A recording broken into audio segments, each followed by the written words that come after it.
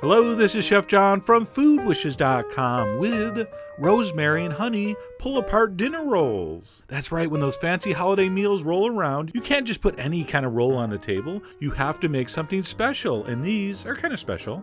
And if you thought these were too complicated or hard to make, well, think again. These are actually quite simple to make, and here's how you do it. So we're going to start by putting 1 package of dry active yeast in the bowl of our stand mixer, and then we're going to pour over a 1/4 cup of very warm but not too hot water. All right, as you know, if it's too hot, it will kill the yeast. So just give that a stir, and we're just going to let that sit there for about 10-15 minutes, and what will happen is it will start getting foamy and thick, and you know that the yeast is alive and it's all good in the microorganism hood. Okay? So we're going to set that aside. We're going to go over to the stove where I'm going to have you over low heat melt some butter in some milk. So put the heat on low and just let it sit there until the butter almost melts, just like that, and then just turn it off. All right, we just want that tepid, just barely warm. Again, if it's too hot, you're going to kill the yeast. So just set that aside. We're going to go back over to the mixing bowl and we're going to look to see if the yeast is alive, and mine is. See how it's kind of thick and foamy and bubbly? That means the yeast is living. So to that, we're going to add some honey. It's going to give the rolls a little bit of sweetness. I usually put about a tablespoon. If you wanted a little sweeter, you could put 2 tablespoons. We're also going to throw in some salt and some finely minced rosemary. All right, not a ton. Rosemary is very strong, so be careful not to overdo it. And then we're going to dump in our flour, but not all of it, like 75% of it. And why not all of it? Because I'll explain in a minute. And then finally dump in your warm milk butter mixture. We're going to throw that on the mixer with a dough hook, because we're making dough. We're going to give that a mix, and it's going to be way too sticky to form a dough. But that's good, because what we want to do is just gradually add flour until it just pulls away from the sides. So after that initial mixing, you can see it's super sticky and way too wet. I'm going to dump in flour about a 1/4 cup at a time. I'll let it turn for a minute. I'll scrape down the side, and I'll keep doing that until this happens, until the dough has absorbed enough flour where it just barely pulls away from the sides. It's still very soft, it's still very sticky, but there is enough flour in there that this will pull together into a dough ball. Once that happens, you're going to let that knead for about 6 minutes until you have a very elastic and, again, soft, slightly sticky dough. All right, when you pull it out of the bowl, it should be slightly tacky, but not enough where it's going to stick to your fingers. If it does, add a little more flour and knead it more. But that's perfect right there. I'm going to douse that with some olive oil, a good amount. I'm going to make sure it's totally coated. We're going to cover that with foil and put it in a warm spot for about 1.5 to 2 hours until it doubles in size.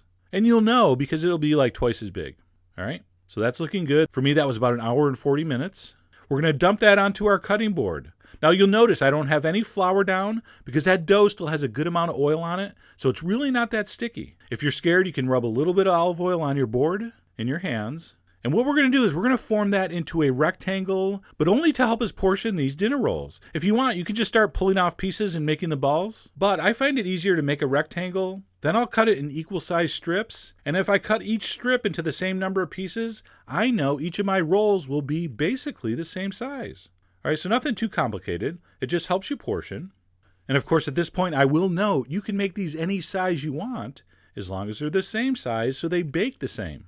And then once your dough is portioned, you're simply going to take each piece and form it into a small ball. And how you want to do this, you want to fold the 4 corners up underneath itself so you're keeping a nice smooth surface and you're pulling and pinching that dough towards the bottom so the seams will be underneath and the top will be a perfectly smooth sphere. And just as a side note, sometimes when I'm doing this balling, I will also do a little bit of shot calling, but that's only if I have time.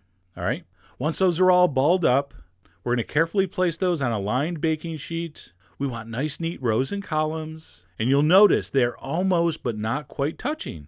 And this is very critical if you want the pull-apart effect. All right. If you put them too far away, you're just going to have little rolls. Not the same deal. All right, you want to call these pull-apart rolls, you better have something to pull apart. So we want to get them very close but not quite touching. You can see right there, that's kind of the perfect distance. All right, once those are on the pan, we're going to take an egg wash, which in my case was just a beaten egg with about a teaspoon of milk. I'm going to paint that over the top. It's going to give them a beautiful color. And then last but not least, we're going to take some coarse sea salt and just sprinkle a few crystals on each roll.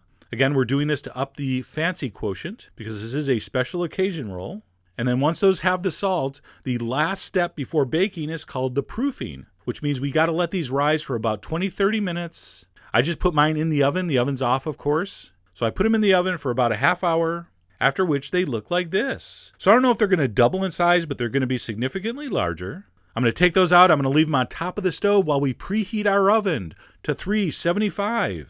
When the oven's preheated, put those in the center and bake them for 20 minutes until beautifully browned. They're going to look like this, which I think looks spectacular. You can see the egg wash gave them that gorgeous color. That salt really does give them an extra special look. By the way, if you wanted to use sesame seeds or poppy seeds, you could put that on instead of the salt. And of course, you can serve these warm, but don't serve them hot. But I'm going to pull one off here hot so I could burn my finger. But anyway, let me crack this open so you can see the gorgeous inside. Just a very classic white, light dinner roll. I don't have any food to eat these with, so I'm just going to put a little piece of butter on there. Oh yeah. Just pure, unadulterated deliciousness. And it has that gorgeous aroma of rosemary, that subtle sweetness from the honey. Just a very, very excellent dinner roll. And how many people would really know the difference that you made these from scratch and didn't buy a package of frozen rolls? Who cares? That's not the point. We don't make these to impress other people. We make these to impress ourselves. And of course, other people. Anyway, as you saw, there's really not a lot of work involved in these, so I really hope you give them a try. Head over to foodwishes.com for all the ingredient amounts and more info as usual. And as always, enjoy.